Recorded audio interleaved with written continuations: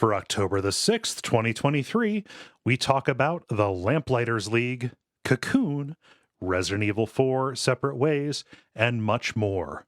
Welcome to level 475. My name is Cole Ross. I'm Dennis Furia. I'm Jala Prendes. I'm Ben Merkel. And you are listening to The Level, a podcast for people who love video games. Also, one of you has a ghost haunting the apartment or house or room I or heard office? that, yes. Yeah, I know. I It's heard it too. October, baby! Okay. It's all right. It was just very funny. Yeah, what is that? It could be there's construction outside on my end, and there was a plane passing over. It might be one or both. Why are ghosts doing construction? Hi, Jala. Welcome. Hi, I'm here. Yeah. Surprising everyone again. I mean, not we decided like yesterday that was going to work. I mean, not everybody. We're just happy to have you here. What's going on?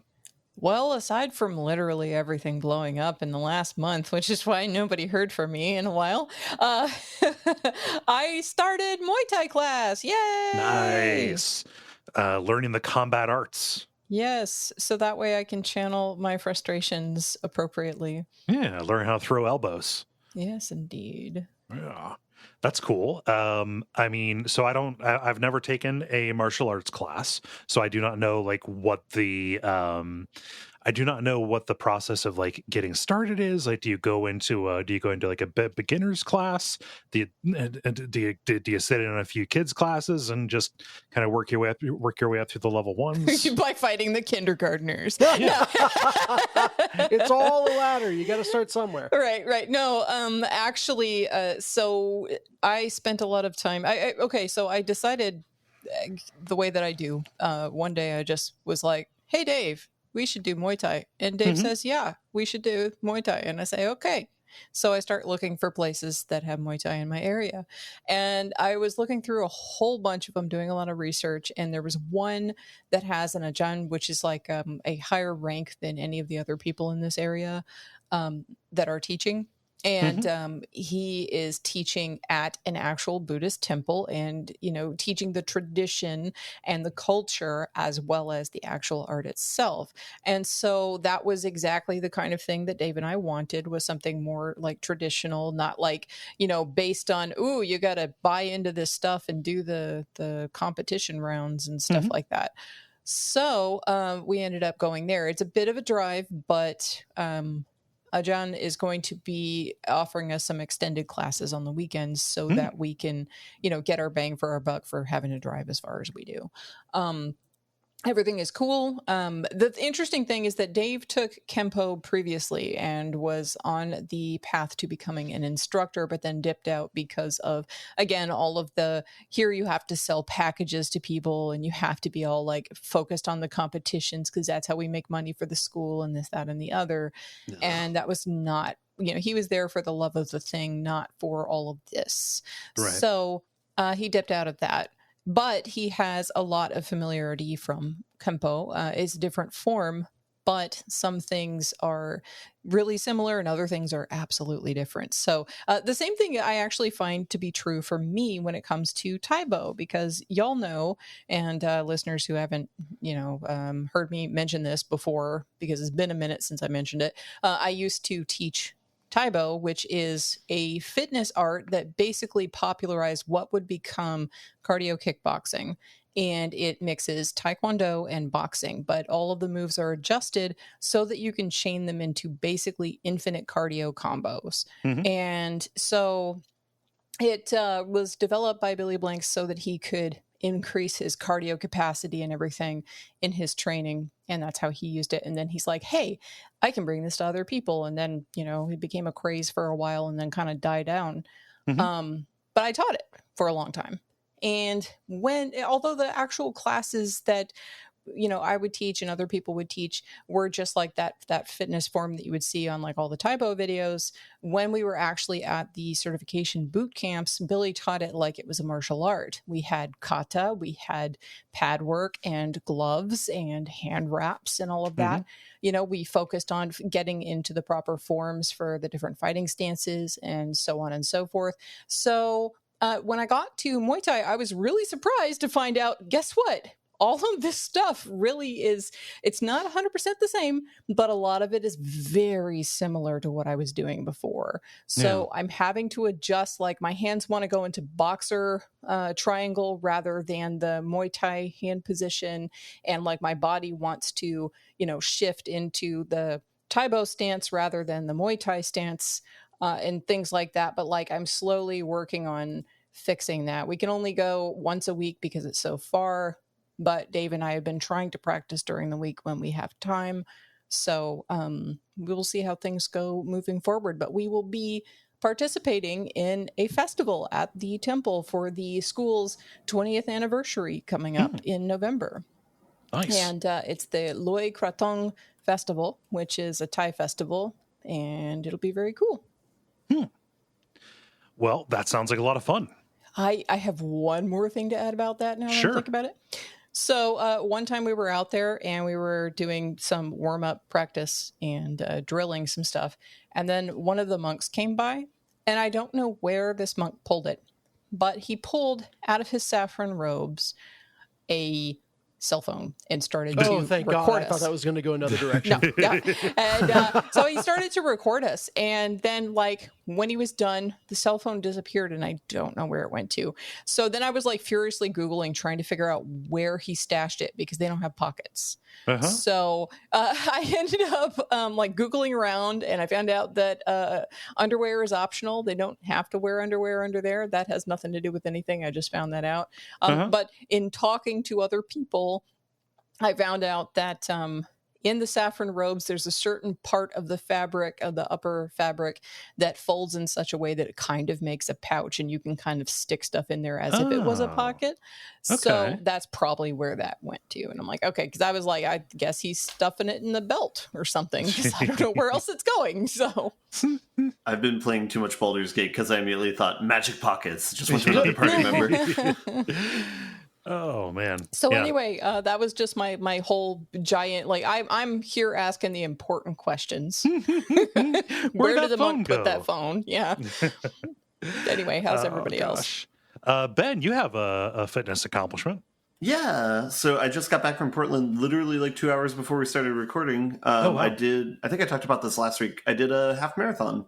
So this was the first time I had done that length before. I did it with one of my friends from elementary school. And so we finished in 2 hours and 20 minutes, which is like a pretty slow. It's not a breakneck pace or anything. It's like a 10-minute 30, 10-minute 40 type pace. But I was really happy with myself. I didn't stop at any point during it. We jogged the entire way through.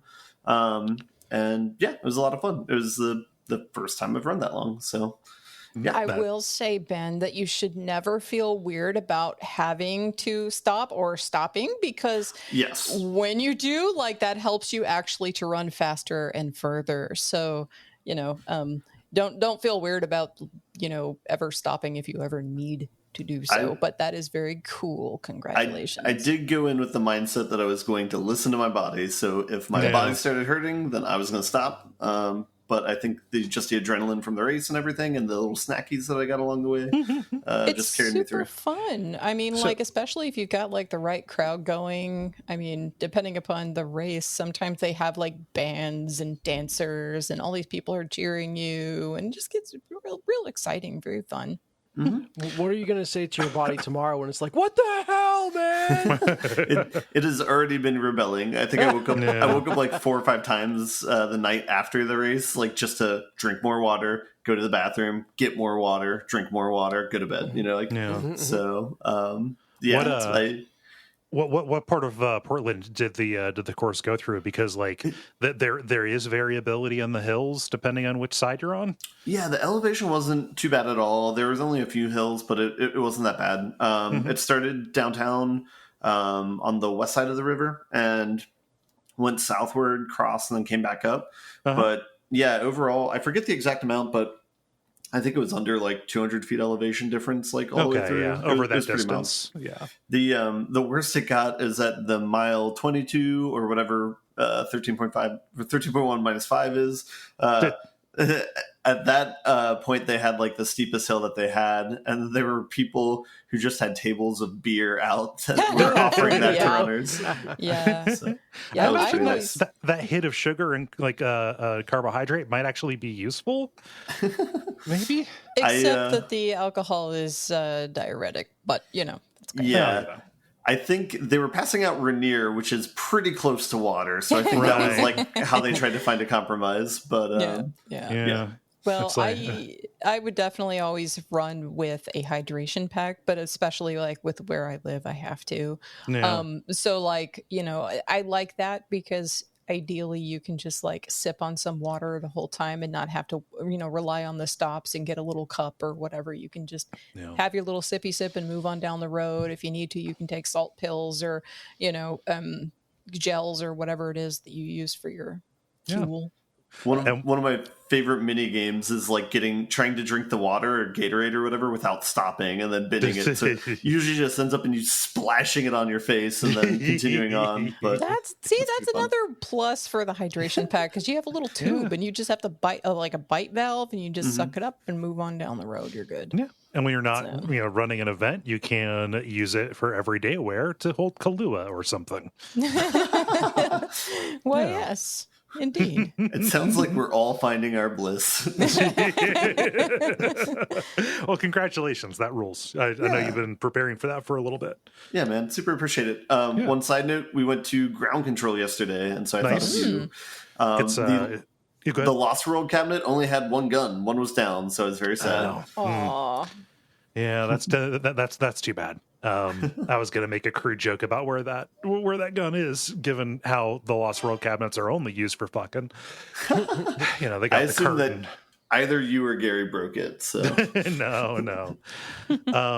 Nice, Dennis. How about you? Yeah, I had some distinctly non-healthy fun, I guess. It was a very good Chardonnay with dinner tonight, and may have stepped on the gas pedal a little hard. So, Okay. If anything I say is more incoherent than normal, you'll know why. Okay. Well, thank you for the warning. Dennis has the truth serum in him. This is correct. Well, No. I've had a good week. It's beautiful out, so I've been spending way more time than not outdoors each day, and that's wonderful.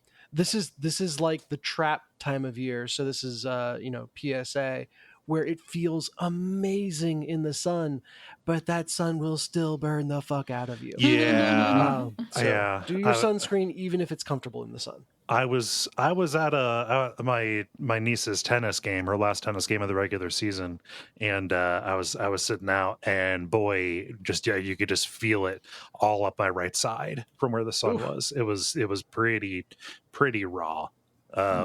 Yeah. Oh well, I don't think I got burned. It was just uncomfortable. But yes, that is a good PSA. But happy fall. Yeah.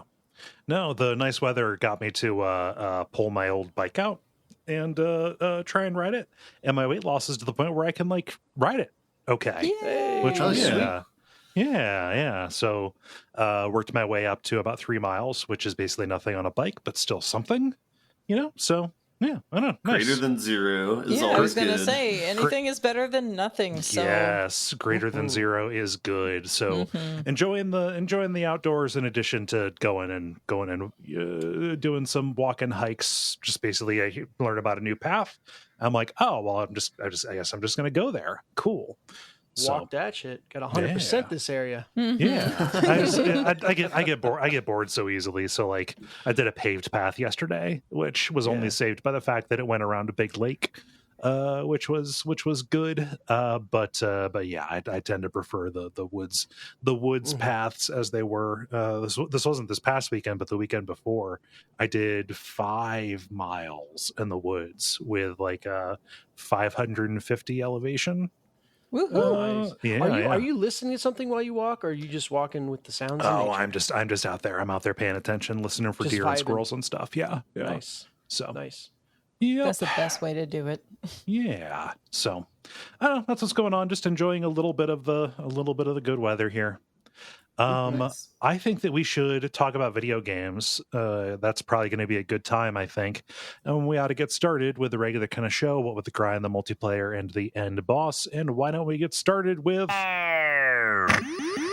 The Grind. The Grind, where we talk about the games we have been playing over the past period of time or so. Jala, you've been away the longest, so I'll throw to you. Yeah, so folks don't have to be scared. I don't have a whole lot to talk about because everything's been blowing up.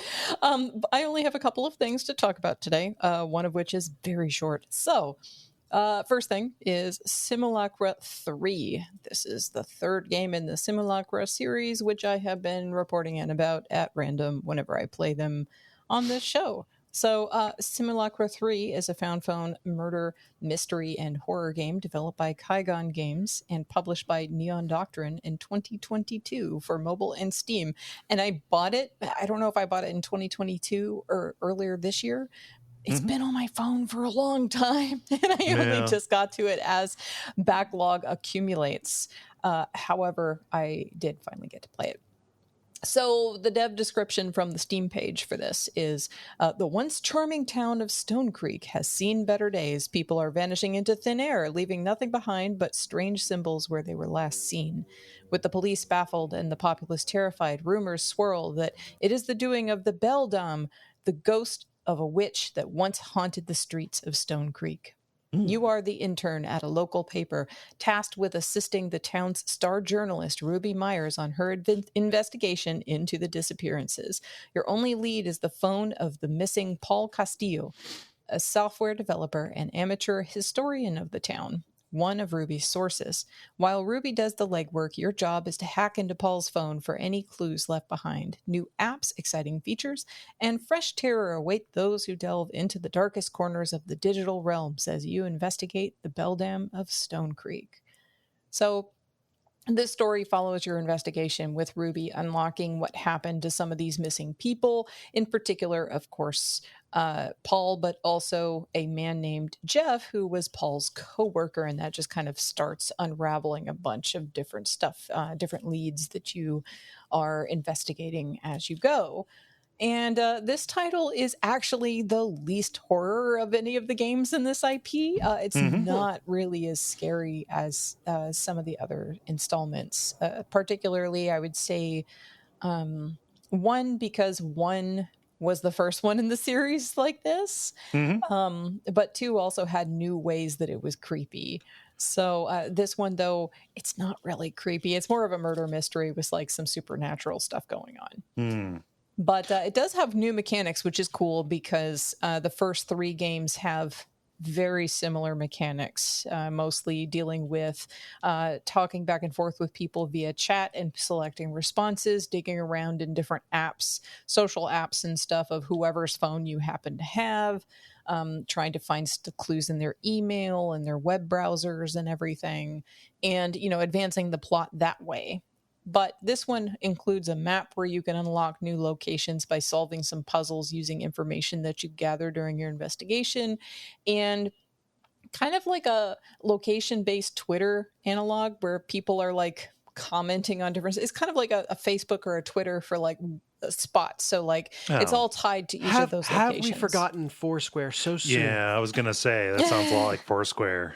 I never engaged with Foursquare, so I guarantee you half this audience is hearing of Foursquare for the first time right now. So yeah, or I guess you could also say it's kind of like a Nextdoor as well.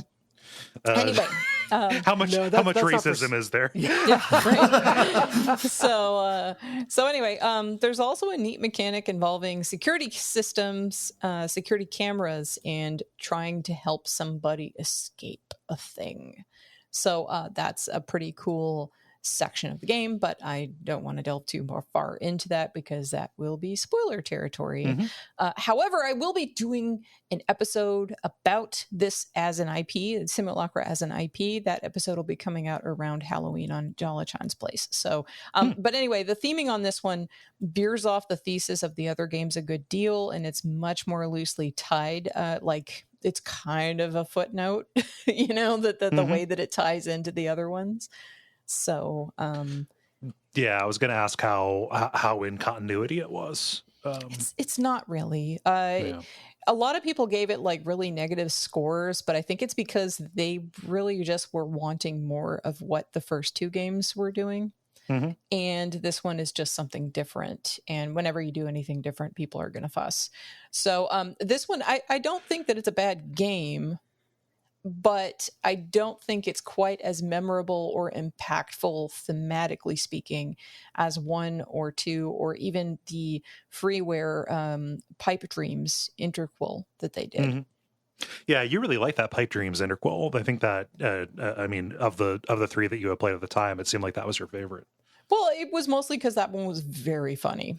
Yeah. It was very funny and poking fun at basically the way that mobile games had evolved into just being shovelware and freemium and stuff like that, and it was making fun of that real hardcore, and I appreciated that very much. So you said it a couple times in the description, a beldam or something like that. Is that an official term or is that the game's term? I don't know. What is if a that's beldam? A beldam, I don't know what that means. I'm sure that's some kind of actual title or something. But I don't know. It might be something. It's I found it. It's an archaic term for an old woman. There you go. A malicious. Well, also remember too that this is like a Malaysian dev, so like they're gonna just be using whatever word, whatever word strikes them. I think it's not that the English is bad or anything, but like they might be using some words that maybe an American developer wouldn't be using. So some archaic words, indeed. So. Does it take place in Malaysia? No, it's in a fictional place called Stone Creek. Okay, so, that's you did say that. I was wondering. It's fine. Yeah. Well, words they just happen and then they go out the ear. I don't know. So it's fine. But so any other questions about Simulacra 3? How much FMV we talking about? A fair amount. I won't say that it's so much. There is more. I feel like there's more FMV in this one than there was in the prior ones. Like they're trying to get away from having so much heavy emphasis on the chat feature and having the, like replying back and forth with your NPCs via chat and waiting for their replies to come through and picking stuff. I mean, they're trying to get away from like the visual novel style thing and lean a little bit more into the video aspect. So, I think that there is more video in this one than there would be in the other ones, but it still relies on a lot of time of you just like poking around on this phone and looking through the apps and looking through the emails and, contacting people via chat or phone call or whatever. So I'm playing Simulacrum and I didn't know it. Indeed. So the other thing that I have been playing is Dishonored 2. It's a replay, of course. Yeah. Still a really fun game, y'all. And I still remember so many details about this game. And I realized that the reason why is because of the way that I played it the first time I played it. I was chatting with a listener on Steam and was asked whether I was still making one massive pile of bodies per level. And the answer is no, I'm not. When I did that the first time around, I dragged literally every single carcass or unconscious person to one spot in the level. And it added so much time to my game. But as one imagines it would. Yeah, but I also was just like, combing the level for everything I could find and reading everything and just like really absorbing it. Because, I love exploration and these games are like highly rewarding exploration. So, mostly they reward more bodies to pile. Yeah. Well, and then I also was specifically hunting down every single living thing in every level. the first time around, and like taking down every single thing that I could. I like to imagine the unconscious people in the body pile waking up and then to that horror. Unfortunately for the people at the bottom, they may or may not make it, depending upon if they were already dead when they got down there. But So the answer is I am making several small piles, and I'm not taking every single person out. I am taking extra people that I don't really need to take out, but like I'm not taking every single person. I am actually skipping some parts and not, combing every single room of every single, corner or whatever. But I just finished Addermire. So the next mission is my former favorite, the Clockwork Mansion. I say former because I do not know. I don't want to call that until I've replayed everything. Right. But like it was definitely my favorite in the first time that I was playing through these. Maybe cracking the slab will hit you different this time. Yeah, we'll see. Yeah. Are you running Corvo, or are you running Emily? Is that the name? Emily. Yeah. I am running Emily because I'm playing this and the original back to back, and then after this is Death of the Outsider. I've played a lot of Corvo already because of Dishonored 1. So that I just finished. So, I was like, okay, I'm ready for different powers and stuff now. I'm gonna play. Plus, I also feel that Emily is the more rewarding path to take in the second game, and also doing it low chaos as well. Has the most story rich kind of environment. Yeah. So nice. God, I love that game. It's so good. It's fantastic. How do you really check out what they've done recently? I hear they've done some really good stuff. You won't be let down. I mean, very good, Dennis. So, I mean, I was going to ask, just like based on the news, I was going to ask how you felt about Dishonored 3 being in the Microsoft leaks, but there is nothing to know, and therefore nothing to base your opinion on, other than I'm in favor of more Dishonored. Right. So, right. Exactly. Yeah. Well, awesome. Well, it is good to hear that you're still having fun with it. Piles of body being small, or large. Yeah. What's everybody else playing? Pile. Yeah, bodies of pile. That's we great. all collectively write that down. I know. I was like, let's write that down. Actually, now that you reiterated it and everything. Oh, I imagine I'm not the only person here who was kind of sleepy. Yeah. Yeah. I'm gonna go because I have two new ones, relatively new. Nice. Have not completed either of these for as short as they are, but I do have stuff to say. The first of these is going to be that I started playing the Separate Ways DLC for Resident Evil 4. I want to play it. I can't get to it. I have no time. Yeah. So. Yeah. No, I'm streaming it, and it's neat. You're playing as Ada, just like in the Separate Ways. Stuff that was added to Resident Evil 4 for the PS2 and Wii version. It is her storyline that is kind of going parallel to Leon's, kind of showing what happens before and after those few points where she kind of pops in. The problem with the original Separate Ways was that it was very slight, didn't add an awful lot new, and the stuff that it added in new was actually pretty bad. Not a big fan of the original Separate Ways. Ben, as the person who has played the most RE4 here, what's your opinion on OG Separate Ways? I liked it. Oh, okay, all right. even the Sadler fight. I can't remember it, so I either blocked it out or it was unremarkable. So gotcha. That's not great. Yeah. So this is cool. There are two things that it kind of emphasizes. Let's say three. The first is that it is more stealth-based, where you are in familiar locations, but you're not necessarily barging in like Leon the Himbo will. So you end up getting more of a drop on characters, and just you can kind of chain stealth kills in a really satisfying way. Which is nice. The second thing is Ada, for some reason, has a cyber eye.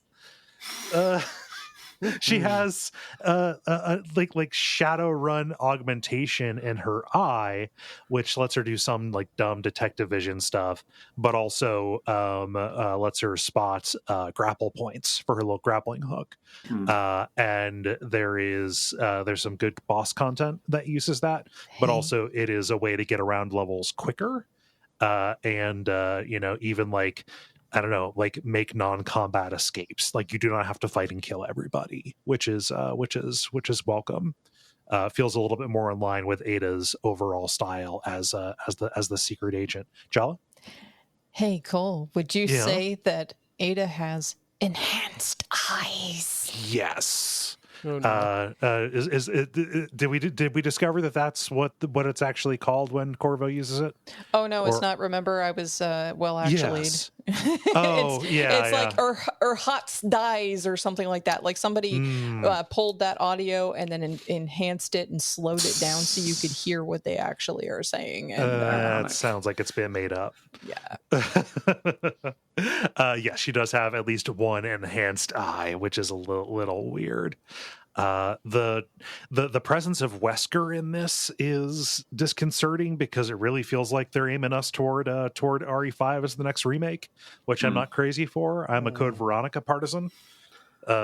Also, I mean, it is. Oh, go ahead. I was gonna say, it can't get worse, probably. So. True. Yeah. Maybe they'll make it better. I just don't know how. You'd have to do a lot, even just with theming and oh gosh, it's not shitty British Wesker. So the idea that like as time goes on and as Wesker gets more evil, he gets more British in his affect. Now he just sounds like the frat guy villain of an 80s teen comedy. Nice. Yeah. And the cool thing, and the thing that I didn't expect, which feels like a wild decision for them to make that is for like 5 people, is that this incorporates some concepts from the scrapped early version of Resident Evil 4, also known as the Castle version, where Leon was going to be in a legit haunted medieval castle where ghosts were tormenting him with visions. Minor spoilers, but Ada, you start out at the castle, and Sadler's right-hand guy is, I want to say the Verdugas, but that might be vegetables in Spanish. But the one that follows her around, as opposed to the one that follows Leon around, nicks her with one of these little like biospike things, and she is infected with something that makes her like super susceptible to his psionic attacks. So this thing is pursuing you and pops up at times, and when you're fighting, you kind of go into a realm where this thing is like putting out all these decoys and stuff. This is something that was not present at all in the original Separate Ways. So I imagine part of the plot line is going to be her trying to find an antidote for this, so she's not tormented by bug ghosts for the rest of her life. But it was fucking wild that they dug these like stuff that echoes these scrapped concepts back out and decided to reincorporate them. Yeah, that's cool. Yeah. So I haven't finished it yet, but like I'm pretty happy with it. I'm also pretty happy to get more Luis content, because Luis rules, so that's good. How much is the DLC? Oh, it's like $10. Oh my god! Yeah. Okay. $10 for like 6 hours is what How Long to Beat says. So I've got 2 more sessions on it, but yeah. Well, it's awesome that they're not just doing like a gloss over or something like that and just quickly putting it out and actually taking time to craft it well. Yeah, it feels very well considered. I imagine it was definitely it was benefited. It benefited from them having planned for it from the beginning, as opposed to, I think, the RE8 DLC, which took a very long time, A, because of COVID, and B, because I don't know that they expected it to necessarily warrant or for there to be demand for it. This felt like it was kind of ready to go. Yeah. Any questions about RE4 Separate Ways? Nope. I will play it someday. Yeah. The other thing I've played like the first couple hours of a new game called Cocoon. Okay. Ben's breath catches. This is the new game by the gameplay director of Limbo and Inside. And it is really cool. It's on Game Pass. If you swing that way. How far are you into this game? I just unlocked. I just activated the second sphere. Okay. By which I mean I beat the boss in the second sphere. Okay. I'm gonna have to not listen to some of this because I just started this game. Spoiler alert from what I have. Okay. Yeah. I'm not going to do too much. I imagine they're like okay. For everybody's sake, also because I have not played an awful lot of this, but I just going to get you the kind of the initial impression of it here. You play as like a little like cicada person. It looks like in a very brightly colored but still lonely and melancholy world. Made up of various wilds and also strange machinery.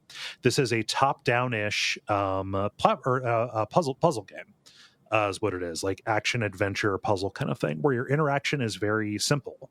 You can pick stuff up and you can put it down.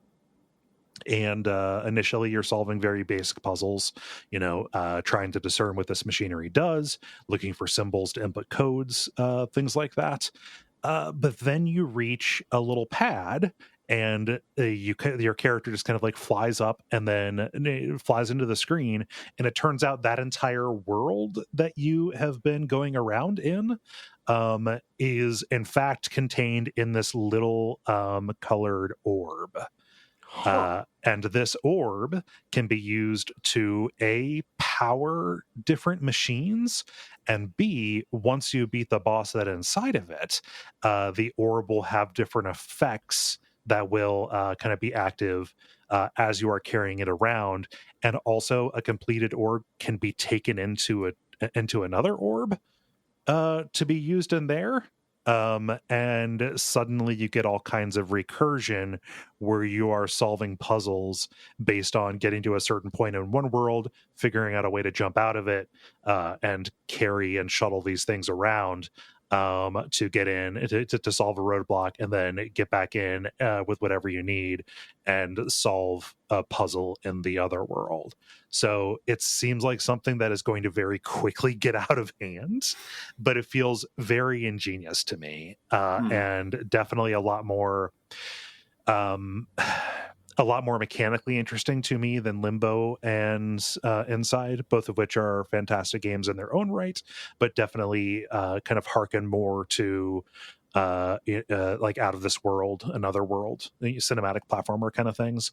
This feels a little bit more in line with like almost like Zelda Oops All Puzzles, but with some just like real like Mist or Scorn, like what does this machine do kind of stuff thrown in. Yeah. It's a very pretty game. Everything is kind of rendered in this low detail, kind of gradient shaded kind of look. It is very heavy in atmosphere. There is no, at least as far as I have found, there is no dialogue, no written word in this aside from the menus. You have to, kind of witness like discern what everything does by the sequence of the way that they introduce these concepts and then iterate on them and kind of demonstrate them within the world, which feels like very good design. And it's one of those things where like I don't know, that this seems real good to me, and I think that the maybe this gameplay designer was being held back from some of their kind of more ambitious ideas by the kind of presentational side of things, especially when you compare this to something like, what was that other one for that ex Limbo and Inside people did? Sunnyvale? Yeah, Sunnyvale. Yeah. Which was itself more in line with Another World kind of stuff. That one was maybe presentation similar to like Limbo and Inside, but kind of fell flat with art style a little bit and mechanically heavily. So yeah, Somerville, Sunnyvale, I think is a town outside of San Francisco. Yeah. It's neat. I want to play more of it just because I get like it took a little bit for the puzzles to not feel simplistic. Oh, also there are boss fights in this, which are real cool. It's not a combat game. There is no other combat, but each boss fight is a puzzle that you have to solve while this thing is trying to kill you, which I was real surprised at. Okay. Yeah. But it works very well. Finally, some stakes around a puzzle game. Yeah. It's good. I think that it is super charming. And I'm looking forward to playing more of it. What drew your eye to it, Ben? Aside from the fact that has personnel overlap with Inside. Yeah, I read an article that said like lead designer from Limbo and Inside, so I was at the Steam checkout within a minute of that. So yeah, I'm not seeing a lot of like chatter or hype around this. Which is weird because it's Annapurna published. Like usually that would get some cachet. They know what they're doing, so it's surprising. Yeah. So I don't know. Looking forward to playing more. Any questions about it? No, but sounds cool. Why don't we transition to me then? Yes, let's transition to Ben. So this is one I also played, but I've only played a tiny bit of it. I think I've only gotten to the first like upgrade that you get, and so it's mostly just been exploring and seeing like the intro puzzles. But yeah, from the get, it seems like this is much more mechanically driven than art style driven. Not to belittle the art style of it or anything. It's just not as forward with that as something like Inside and Limbo is. But yeah, so I mean, what I see so far, I like. I have also gotten to the like outside the world that you're in part. And I'm exploring that part. But yeah, I was worried at first because a couple of times, like as you're progressing through the intro stuff, like gates will come up behind you. And it's like, oh no, I wanted to explore that. But it becomes apparent pretty early on that there's ways to undo those and kind of explore more of the environment. Yeah. And you're not like permanently shut off from them. So that's good. But yeah, this is definitely my jammy jam. So I think I will talk about this game in full probably next week. Nice. So yeah, other than that, I don't really have too much to add to it. At which point I will be an hour in and need everyone to keep things spoiler free. Right. combo along. I think we had a chart one time of like the viral spread of games to one another on the podcast. That's what I'm thinking of right now. That hasn't been updated in 200 episodes. Yeah, it'd probably be a little rough. We'll have to find the level librarian to update that, I guess. Anyway, the other one I was going to talk about is Baldur's Gate. I've still been playing that, but I have not progressed too far beyond the third region. I'm pretty much where I was last week since I was gone 5 of the 7 weeks, or 5 of the 7 days this past week. But that game is still awesome, so no complaints there. Any cool anecdotes? No, not really. I haven't decided what I want to do for my next class yet still. I think I'm going to probably do something like a charisma build so I can still be the persuader and then just do magic on top of that. But I do want to do a science run through at some point since I would like to kind of tinker around with that. So I'll either respect Gale and just enjoy it that way, or I'll just do a run through with that myself. What is a science run through? Oh, sorry, intelligence run through. My bad. Yeah. Got it. Okay. Intelligence / wizard, because I think wizard's the only class that cares about intelligence, and so yeah, that tracks. Yeah, intelligence will work for some other skills or whatever, but I think that's the only one where it's operative. Yeah, it seems to be a dump stat for an awful lot of enemies, and I'm frustrated because I can't find a good spell that targets int saves. Targets who? If anyone's got recommendations. Targets people to save against int. Yeah. Oh, gotcha. Yeah. No recommendations for you. Gonna have to go brew something up, Dennis. Yeah. To the wikis. If you respect Gale to focus on intelligence, I'm trying to think if there are any items in the game, any helms in the game that have the character wearing glasses. Is that a Fallout callback? Complete the ensemble. No, apropos nothing. Although it is kind of funny that, I mean, medieval fantasy, yada yada, but you never see people with glasses in these settings. No, usually a gnome tinker. Okay, yeah. Well, the goggles are different than glasses, though, right? Yeah, I guess glasses are just very tiny goggles. So. Maybe goggles. Did I mention I drank a lot of wine tonight? Can you feel your face? I can. Too much. Okay. Too much. It is very warm. Nice. Yeah. Cool. Well, I don't have anything more to say or ask about Baldur's Gate. I think that we've talked about it quite a bit. Yes. Yeah. Spoiler alert, I'm probably going to have these same 2 games next week as well. So I was going to say, you are very lucky that I've been playing something else then. Dennis, since you teased us there, what you got? Nope, going to talk more about Baldur's Gate first. Okay. No, I'm still having fun with Baldur's Gate. It is a very good game. For another classic, Furia Classic here, the new campaign for Trackmania is out. Okay. So it came out on the 1st of the month, and it is a banger. So 2 campaigns ago was just straight up bad. Last campaign was pretty good. This one might be my favorite campaign of all time. Just 25 tracks, and there is not a dud among them. Really, really good.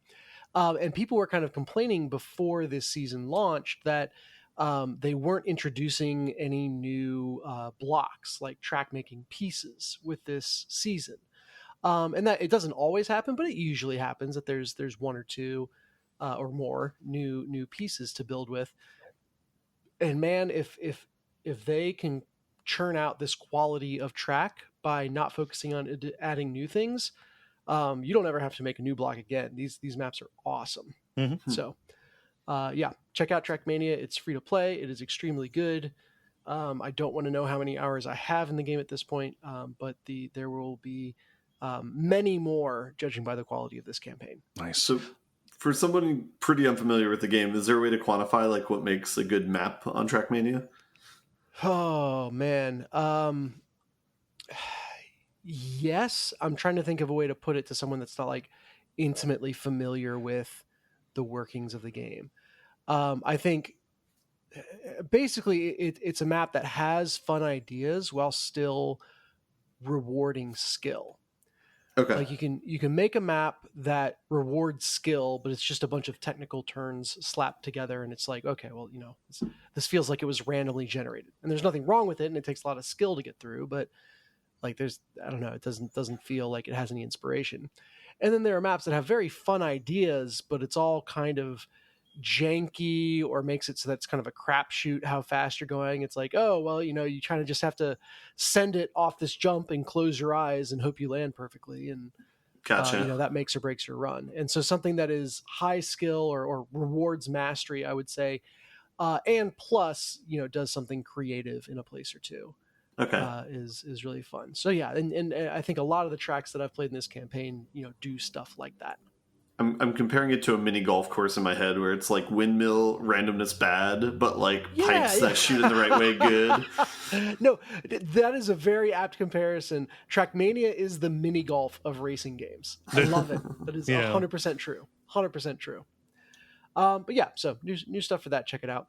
But the new game I've been playing, assuming no one has questions for those other ones, is a game that just released today as of recording, so the 3rd. I am playing the Lamplighters League. Oh shit, that's out? Yes. Oh man. And it's been posted on Game Pass forever as like a coming soon, and finally released today. Yeah, new game by Harebrained Schemes, the people who did BattleTech, and importantly for me, the Shadowrun RPGs, the Shadowrun Return series. I think in their launcher, it looks like there's Crusader Kings 3, so I don't know if that's the same people. No, I don't think that is. Yeah. I don't know where that image came from in their launcher then, but go figure. Anyway, yes, the Lamplighters League. It is a turn-based strategy game. It operates on a grid, and so all the XCOM stuff applies. Right, this is in my wheelhouse. of, you can move or shoot in your turn. You get 2 action points, so you can shoot twice and not move, or do one of each, or whatever. And each different character has different abilities, and you have your characters all take a turn, and then hang on to your butt as the enemy takes a turn and tries to kill you. You go back and forth over either just clearing the area or accomplishing some objective or what have you. What really sells Lamplighters League is the theming. So this is like 1930s, the League of Extraordinary Gentlemen style setting. It's like pulp cereal, globetrotting kind of thing. Mm-hmm. Yeah, Indiana Jones, eat your heart out. And the idea is that, the Lamplighters League is this secretive organization that kind of is the good guys on the world of the occult and arcane. That is down to one final member. Everyone else has been wiped out, and a trio of villains are leading their organizations to try to kind of take over the source of all magic in the world. And so since they don't have the best of the best anymore, they have to pull in the best of the worst. And the Lamplighters League pulls in all of these kind of scoundrels, thieves, ruffians to help them. And as you can imagine, initially they're just there for the paycheck. And then they start to warm up and like, oh, magic is real? What? And then they're off to the races and finding that they care and all this stuff. So very charming story and makes for a very charming setting, an excuse to have people done up in all kinds of fun adventuring gear that you might not otherwise see. Mm-hmm. Okay. So are you rolling with like a fixed party, like in a Shadowrun, where you've got like a home base and you're talking with people and you're picking your loadout for an individual mission based on what you're expecting? Yes, kind of. So in the early game, and I'm still in the early game, there are missions to recruit new members, I guess, of the Lamplighter League. So other people, the guy kind of heading everything up is like, hey, I've heard about this person here who seems to have occult powers. Let's go recruit them and stuff like that. And that adds new people to your roster. And so on a given mission you might choose who you want to use based on the type of mission.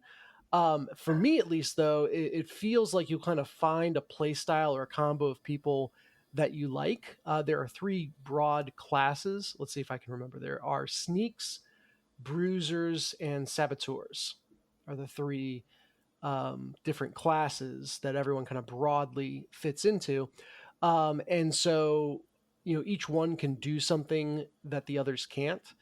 So, a bruiser can like knock down walls, and saboteurs can pick locks. And so I think this will be a game where you kind of find your favorite from each of those classes and then roll with them. Mm-hmm. But we'll see. There's a large skill tree for each person, and the move sets feel very different, even within a class. So everyone has different weapons and abilities.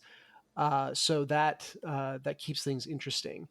And so I haven't settled on what my party comp is yet, mostly because, the party choices keep on expanding. No. It's early, so you've not like set up an A team and a B team. You're still feeling it out. Yeah. No, So I started with 2, recruited a 3rd, and then also got like an auxiliary person, so they don't come on missions, but they help. Mm-hmm. It's like the pilot that flies you out. And then recruited a 4th, and they were like, hey, now that you've got 4 people, you can send a team of 3 on one mission and then put the extra people on other missions, like kind of not combat missions, but high level macro layer stuff you can assign them to. Yeah. But I'm burying the lead. The thing that is most different or interesting about Lamplighter League's take on this genre is that for the first part of every mission, and in fact, anytime you clear an area and you're kind of out of view of any other bad guys, it switches over to a real-time stealth game. Okay. So you're running around all the same levels, and you've still got your party, but you're moving them moment to moment as patrols of guards walk around. And each character has a special set of moves that they can use only when they're in this stealth mode. And you can broadly see the cones of vision and all that. And basically those special moves are ways to take out guards without having to enter combat. But they all carry some risk. Either you have to get in very close, or you're going to make some noise, or what have you. And so it's this game of chicken, of like, how far can I push in? How many guards can I take out before I inevitably kind of trip the alarm? At which point you start your turn-based combat. And so are the classes balanced? So it's like sneak's really good during this mode, but then not as effective during the combat mode? Surprisingly, it's the opposite. And this might just be what I've played so far. The bruisers, like out of combat mode, or their stealth mode move, it's like rush down or something, and you basically like charge straight in a line, but can take out up to 3 people if you can line them all up. And it's got a pretty good length to it, so that's hyper useful, because oftentimes guards are patrolling in pairs, or patrolling in a pair that goes past a stationary guard or what have you. So that's just super useful. The sneak, all the people's vision areas are cut in half and only face one direction. And so it's much easier to get around the level, but when it comes to actually taking them out, you need to get up and melee with them behind them, and take them out that way, one at a time. And there's enough guards that have high alertness. So if someone's stationed at a post, they don't move, and they're more aware of what's around them. And that's harder for the sneak to get up on. So there's just enough people that are kind of already looking out for someone that the sneak has limited utility on that front. What's interesting, though, and this is a little bit fiction breaking, sometimes it makes sense, sometimes it doesn't, is that you have a limited number of uses for each of your stealth mode abilities. So you can only do 2 rush downs, you can only do 3 backstabs before you're out, and you have to go into turn-based combat if you want to take anyone else out. And they talk about the idea of, like, you're gonna have to go loud at some point, and this enforces that. But it's really weird that your knife can run out of uses. Doesn't make any sense. It's just like Resident Evil 4 remake. So yeah, that, and like a bull rush from the bruiser knocking people over never goes out of style. Like I don't know why that's limited. What if your shoulders sore? I guess. Then why can you shoot so good? Maybe you gotta, actually, the bruiser doesn't shoot. It's straight up a melee class. But maybe you have to like resharpen your knife. Like you don't want to like give them a terrible wound when you're stabbing them with it. You want it to be quiet, right? Quick and quiet. You want a clean slice. You got to resharpen that shoulder. During these real-time sections, are you controlling one person at a time? Are like the others following behind you, or are you like hopping around and getting everybody into position? Like that's real-time stealth seems awkward when you are controlling a team. Right. Yeah. If I had to complain about something, other than the installation of the game, which I'll come around to at some point, but yeah, it's that. So when you know who you want to be using in real time, it's great because you keep everyone grouped, and only the person that you are directly controlling counts towards tripping vision cones. Everyone else follows you pretty closely, but like if the computer controlled one following you accidentally traipses in front of a soldier, it's not going to ruin your run because of the AI. It's like Last of Us rules. Exactly, like the Last of Us rules. Very, very generous on that front. You only have to worry about yourself. But more often than not, there's situations where it's like, oh, well, I could use this person to do a takedown at the same time as I move this person closer. Excuse me. And so you ungroup them and you can swap around and control each of them individually. But that's very, very dangerous because it's so easy for someone to get stuck out when there are roving patrols of guards. So when you ungroup, are either person like able to trip the combat? Yeah, the second you ungroup, everyone becomes viewable. And there's some forgiveness for, you can kind of be on the edge of someone's sight line and then back out real quick, and they'll only kind of look over there and do the traditional, guards, and not do anything. So you can get out of it. But I've had some really weird situations where I ungrouped and switched, and then everyone shifted around me because of the switch was weird. And suddenly everyone is standing out in the open. Like, oh crap. And then like instead of regrouping like a smart person, I am like an idiot swapping rapidly between everyone, trying to get them to run away a little bit at a time. and so, you know, it is, you know, one consciousness jumping between these bodies, getting them to move. And then they just you know, stand still in the open when I'm not on them. So some kind of like get to cover button would probably be helpful for that. Or when you swap, just put the person that you swapped to in the exact location that your current person is. Now, the reason they're not is because at any moment you can choose to go into turn-based mode and it drops you into a grid. And so, you know, I understand that you can't have them directly on top of each other, but it does make for some awkward moments. But yeah, go ahead. I was going to change subjects, but I was curious about the RPG aspect of this game. You can collect things in level, so supplies, intel, and skill points that you can then spend out of level to get better equipment, and then with skill points you can level up different skills. And there's pretty good variety of different verbs you can give your characters. I think I haven't seen a skill that can be upgraded itself more than twice, and then everything else is just new things you can do. You can spend any amount of skill points on any character. And even in the tutorial, it's like you can spread these out to everyone, or you can drop them all onto one character. The choice is yours. And that's kind of fun. So I definitely, you know, reading through skill trees was like, ooh, that seems like it would be broken. And so, you know, drop more points on that character to get that skill that's further down. Okay. Every time you buy a new skill, it gives your character a little bit more max HP and a little bit more damage.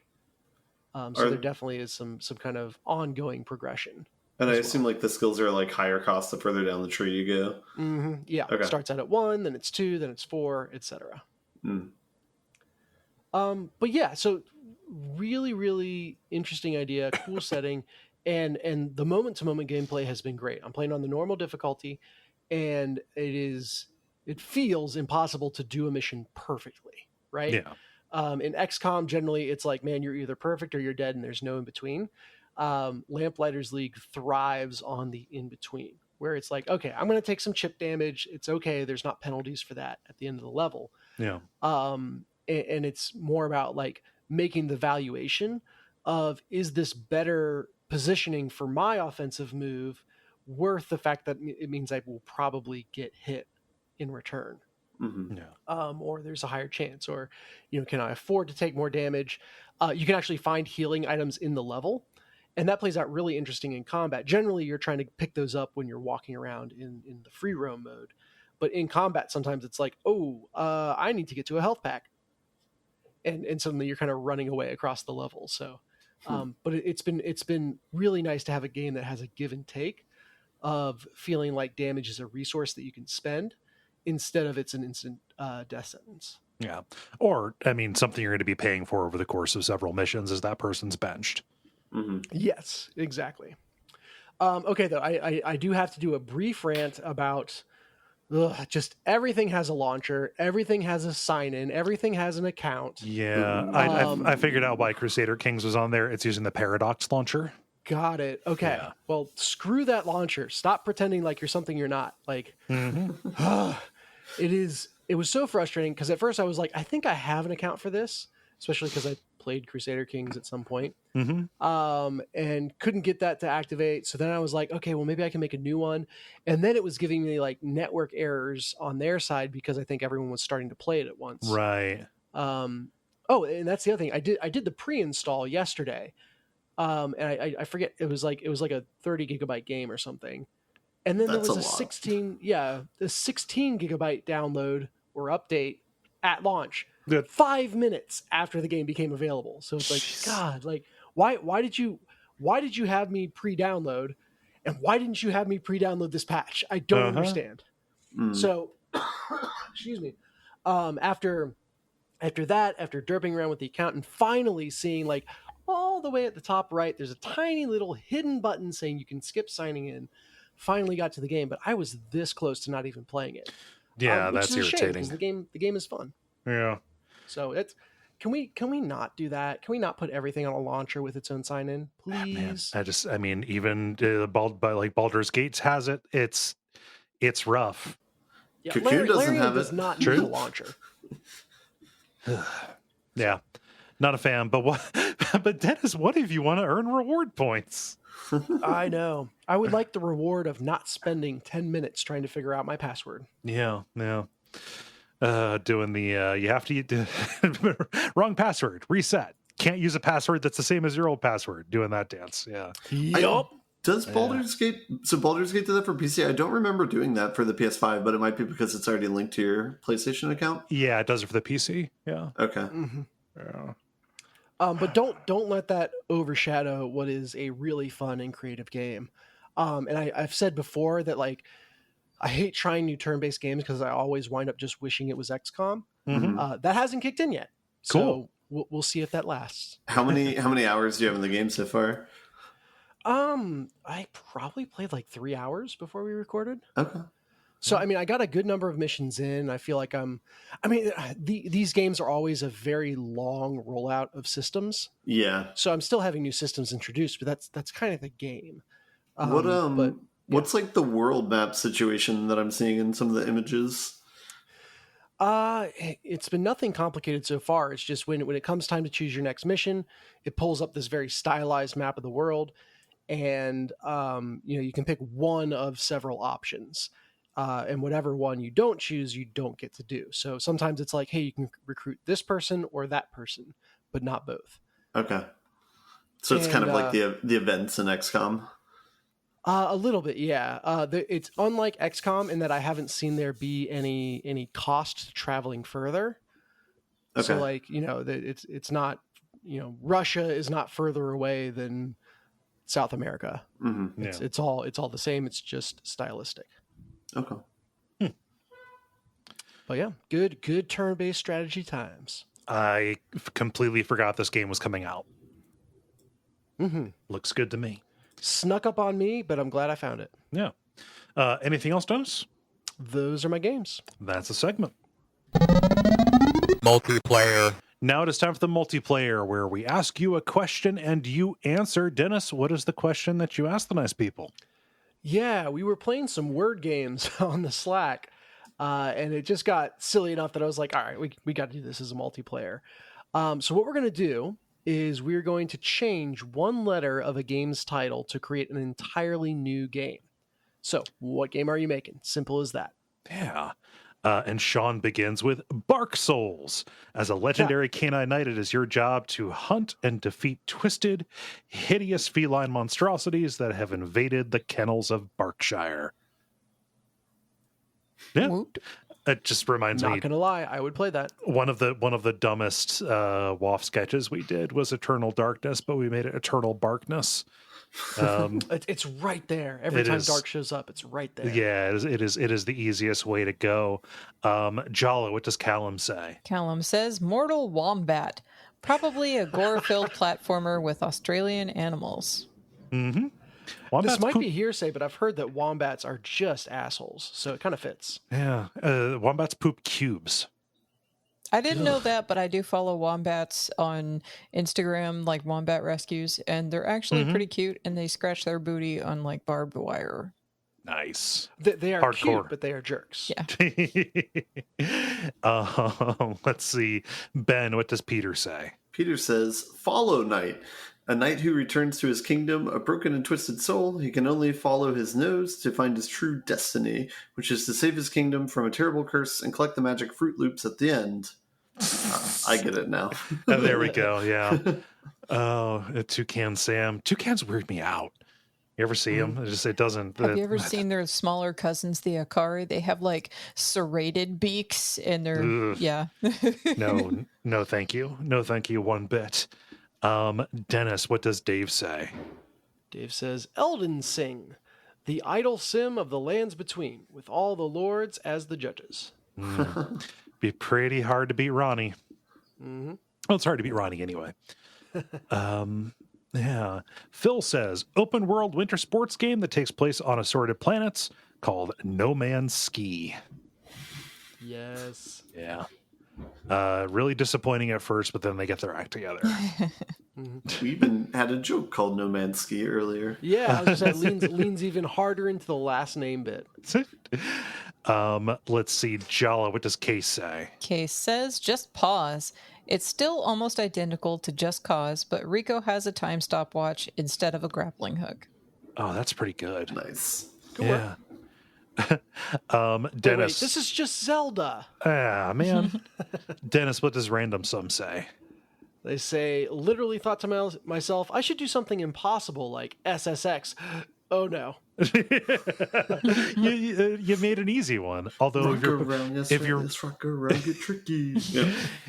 although if you are replacing one letter, it might be the rules where you have to replace both S's. So you just invented eeks. Oh no.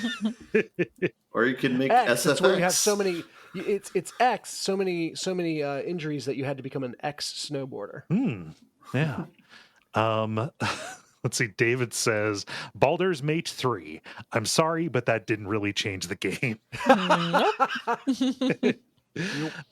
Jala, what does Ruki say? Ruki says, a Prague Tale. It's Ace Attorney, but set in the Czech Republic. The protagonist can control rats and use them to investigate crimes and prove their clients' innocence. If you fail, something Requiem. It's like a Pokemon Red, Pokemon Blue thing. Yeah. Let's see, Ben, what does Nicholas say? Nicholas says Elden Bing, a game about Microsoft AI search engine infecting pages with very questionable elderly AI generated porn. Plays like Hypnospace Outlaw. Okay. I'm not sure if I'm down for the AI elderly porn, but I think that you just may have tricked me into playing something very unpleasant because you invoked Hypnospace Outlaw. God, that's a good game. I think Lemon Souls would probably be a better one for that. It's too many letters changed, though. Yeah. Demon Souls? Lemon Souls? Oh, you got close, okay. you're close. There we go. It sounded like you said Lennon Souls. Yeah, No. Yeah, like VI Lennon, but Lemon Souls is very good. That actually Okay, that works very well. I get it. Call it away, Homer. That was very clever. Let's see who had that one. That was you, Ben. So Dennis, what does Thrensa say? Thrensa says, change I, Divine Cybermancy, to by Divine Cybermancy. The main character is sick of whatever the heck happened in that fever dream of a game and went fishing. I've not played enough EYE Divine Cybermancy to know anything more than, that's a very off-putting and hard to get into game that people say they love. Yeah. And Dog Nozzle is disqualified because they added a letter instead of changing one. They said Final Flight, the Kamikaze Flight Simulator. So you broke the rules. Tisk. Can't be. Don't you know Final Fight is spelled with 2 F's? It's like one of those little things. You're like, hey, what's wrong with this sentence? And it turns out it has 2 thes in a row, but you don't notice because it's not a line break. Yeah. For mine, take Alien Isolation and make it Allen Isolation. Is that a Barbie reference? No, this can go up. It's Tim Allen. It's Tim Allen. Okay, yeah. Either Tim Allen has to face against a xenomorph, or it's just Tim Allen in a box alone for a very long time, which I think we can all get behind. Yeah. Michigan would be so sad. Let's see, Jala, how about you? I have 2. So I have Lord of the Rings, which is a Hobbit comfort soul food cooking game that's like an MMO. Okay. Lord of the Rings Online, with crafting. Anyway, and there's also Assassin's Creep, an anti-dating sim where Ezio tries to get rid of potential suitors without killing them. There we go. Assassin's Creep is good. I love that. Yeah. Ben, how about you? Okay, so I have 2 answers as well. If we're invoking the rule where you change all the letters to another one, Danky Kang is the clear answer. but if that is not in play, my answer is I'm going to change Mortal Kombat to Mortal Kombat, but I'm going to spell it the correct way to give an FU to all the edgy people. Oh man, nothing will change. I just want to fix it. Oh, that's good. Good, fun little prompt, and everybody was nice and creative with it. I gotta close this out, man. Oh, you do, don't you? I had the best one. I have Spec Odds, the line. So it's a betting simulator where you slowly realize how sinister all these betting apps actually are. I mean, also known as real life for a sensible person. You can't escape them. Oh gosh. Sorry, I didn't mean to try to skip you, Dennis. That's all good. Yeah. Thank you for posting that, Dennis, and thank you everybody for participating. If you would like to be a part of these, go to Facebook, join the Duckfeed community group, and watch for the prompts to go up on Monday afternoons. The end boss. Now it is time for the end boss, where we talk about the things that are happening in the world of video games and how they make us feel. I'm going to start because I have the most important thing. Hey, folks. They're bringing Power Wash Simulator to VR. Oh my God. People will never come out. Bye. It's been so fun. Bye, reality. Oh, man. I've just closing out the season. I've already power washed all the things there are to power wash around my home. And I'm going to just disappear. It's coming to Quest 2 and Quest 3. Which will be fun, and yeah, I mean it's going to be Power Wash Simulator, but yeah, it's coming out at the beginning of November, and I don't know that I have anything more to say about that. If that sounds cool to you, it's going to sound cool to you, and if it doesn't, I don't care to hear because I'll be gone. So, guys, what should we do now that the podcast is ending? Yeah, let's see here. Jala, you have a sad story. What's happening? What's happening in the world of Shining Force? Yeah, so Shining Force illustrator, character designer, and scenario writer Yoshitaka Tamaki passed away in July at age 55 after a battle with lung cancer. He worked on classic titles such as Shining in the Darkness, Shining Force, Alundra, Landstalker, Time Stalkers, Shining Soul, and others. So real formative artwork. Really, I brought this mostly because I really encourage people to go check out the artwork for these games if you do not already in your brain have the visual of what it looks like. And I don't mean like the weird American box art. I mean like the actual character artwork and everything. Definitely take a look at that. It's notable because, you know, like that style really kind of set it apart from a lot of other stuff at the time, at least for me. It's very expressive. Mm-hmm. Mm-hmm. Absolutely. Yeah. Well, rest in peace. Mm-hmm. Made a lot of cool stuff. Yes. Yeah. Let's see. Let's go from somber to very angering. Hey. hey, Ben. That's me. What travesty of late capitalism is Epic going through now? Yeah, this is kind of like a theme, it seems like, or at least this is definitely a theme with the larger companies right now. It's like reorg season for a lot of big ones. You know what happens? Interest rates went up. Free money went away. Oh, no. Yeah.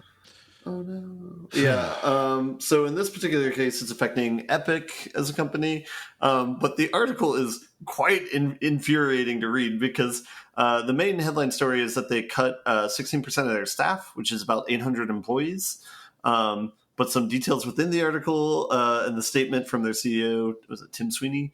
Talk about how like they want to divest in some of their purchase companies, namely Bandcamp. That's fucking wild to me. Which is like a very humble like music release platform that I like and I like to participate in. But it's the reason that indie music exists today. But and also coincidentally recently become unionized as well, which is just like how many times can this happen where it's like, for example, like Starbucks stores being closed down right after they get unionized because of it all of a sudden being in a dangerous neighborhood. It's like, anyway, so stuff like that. And the fact that they're laying off all these employees, but they're still actively hiring right now. And it's like, things like that are just very, very infuriating. So, when you have a license, go ahead. You go ahead. And they're still profitable, by the way. They're still making money. So yeah, what gets me is that one of the reasons cited was their ongoing legal battle with Apple. That they're saying, oh, we got to reduce our legal expenses, but we're continuing the fight against Apple and Google, so we have to fire you all. It's like, that is a giant pissing contest that you guys started that put a whole bunch of people who use your platform like in a position of, will my platform show up on Apple? And has not really changed anything. I'm gonna counteract you on that one. It absolutely has. Antitrust rulings have been put down, and Apple is going to need to start allowing third-party app stores to be put on it. I would say this is one thing where they probably, ultimately this does boil down to the great game of pissing matches between billionaires, but also like there actually has been positive movement on that front. Is it worth these people's jobs? I don't know, but I have not seen one game that actually successfully uses a third party like monetization system. It hasn't been brought in yet. Is the thing. Like the litigation is still pending. Yeah. Got it. Okay. Well, then I stand corrected. But yeah, so legal pissing battles are taking a toll. Still plenty of reasons to hate the company. You have the most popular game in the world. You have a license to print money, and when you are still not profitable enough, we really ought to start asking extremely hard questions about why that is not profitable enough. It doesn't make any sense, not at all. And this is in addition. I was looking. I just saw a couple of other. Twitch just laid off a bunch of their staff. Somebody else just had big layoffs, but it's absolutely a thing. With Epic, it's like you couldn't have waited a couple of weeks. I understand this was timed around whatever end of a quarter or whatever, but like, come on, your biggest competitor in the engine space just tripped on their own dick, and then you're gonna turn around and do this. Yeah, hate it. Yeah. I thought that we were going to get a very fun story from Dennis about a laptop, but I'm just going to... we can do both. They'll be quick. Yeah. We can do both. Okay. Yeah. What laptop made an appearance in international news today? Apparently, or yesterday. Yeah, Trump's lawyer at his court date for one of his civil suits. And you guys, it is going to be a wild week. I cannot wait. I cannot imagine what the people listening on Friday have experienced. Yeah. I mean, specifically, this is the civil suit brought in New York. This is state civil that is about Trump's inconsistent and one would say fraudulent evaluation of the worth of his own assets, basically underestimating for tax bills and overestimating for purposes of loans and such. Yeah. Yep. And among many just hilarious foibles, we'll call them generously, one sharp-eyed person picked out that his attorney showed up with what appears to be an Asus ROG gaming laptop as her computer that proceeded to have its RGB cycle through colors during the hearing. Had the underglow going and everything. Honestly, slay. Yeah. Also, I'm going to refer to it as Asus from now on because that name is so much more fitting. One of those things I always read, never have to say out loud. But one could compare the changing color to the color draining from Trump's face as he realized how screwed he is. Yeah. So this is Alina Habba. She's one of Trump's TV lawyers, one of the more just shameless people going out and telling bald-faced lies about stuff. She also had some blowback on the Rudy Giuliani front in the past, and her biggest fumble, aside from the absolutely baller move of bringing this RGB laptop into that's cool, but the biggest bumble is the reason that Trump didn't get a jury trial was because she didn't submit a form. Or no, it's even worse than that. There was a checkbox. Yeah, right. I don't know about that. Like I know that is the spin that the team is, or that's the truth of it. The spin the Trump team is putting on is, I should have a jury and I don't, so I need to redo. I kind of think that a jury would almost be worse for him. That's the thing. Like they yeah. probably at some point decided like no jury will, we can't get a good jury in New York or whatever, not understanding that a default judgment would not be much better. Yeah. But then he proceeds to just attack the judge and the clerk in their own courtroom. So that's got a gag order. Smart play. Yeah. Yes. Yeah. God, I hope he's in jail when you guys are listening to this. It's a wonderful bold strategy, Cotton. But let's see how it plays out. What's the actual story you brought? Yeah, okay. So just dunking on assholes aside, Netflix announced that Devil May Cry is going to get a new anime. Cool. And this is very exciting. I've watched an episode or two of the one that exists right now, and it definitely shows its age a little bit. So the trailer they released only says coming soon, and it only shows just a little bit of action. But any excuse to watch Dante slice up some demons is welcome. Is there an indication of what storyline or continuity they're going to be picking? Absolutely nothing that I've seen so far. Just Dante being Dante, man. Okay. Yeah. Probably trying to recreate the success of Castlevania. It seems like. Yes. Yeah. I think this is even the same people. I will riot if they ever try to do a live action. Yeah. I think that doesn't too seem much style in this game to, or in this story, it is too dependent on just crazy, amazing stuff that like watching that done in live action would be like watching a Marvel movie where it's like these people are in front of green screen and like it looks cool, but it also like there's no grounding here. So, but yeah, new anime, bring it. Cool. Awesome. Well, all of us have gone, and that seems like a show to me. How do you all feel about buttoning up? Buttons. The credit. Thank you so much for listening to level number 475. We appreciate you taking the time. If you would like to help us out, you can leave a rating or review, tell your friends, back us on Patreon, and subscribe and come back next week. Those are all big things. Still no news yet about Real Lich Hours, the Baldur's Gate 3 show.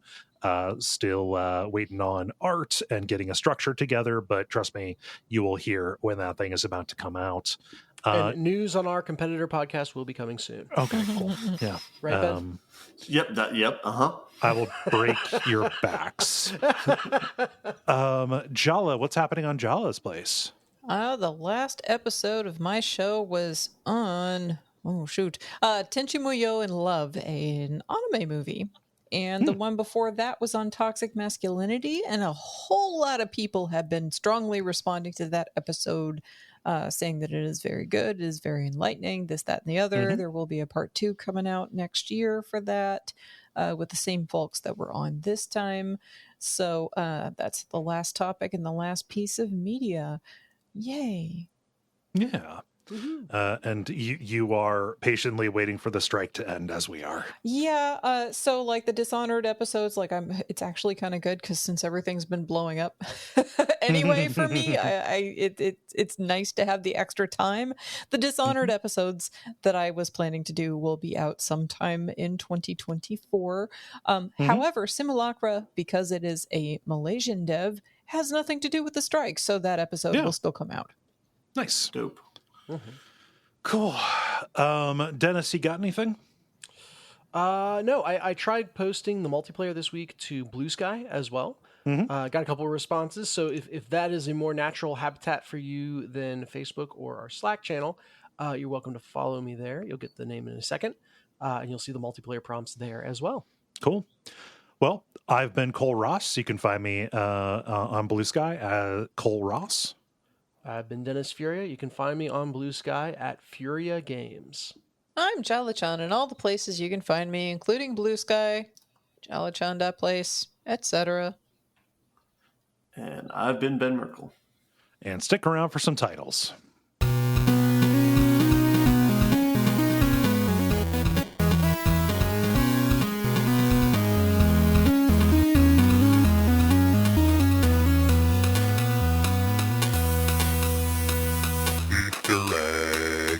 I only have one, but it's a good one. Lemon Souls.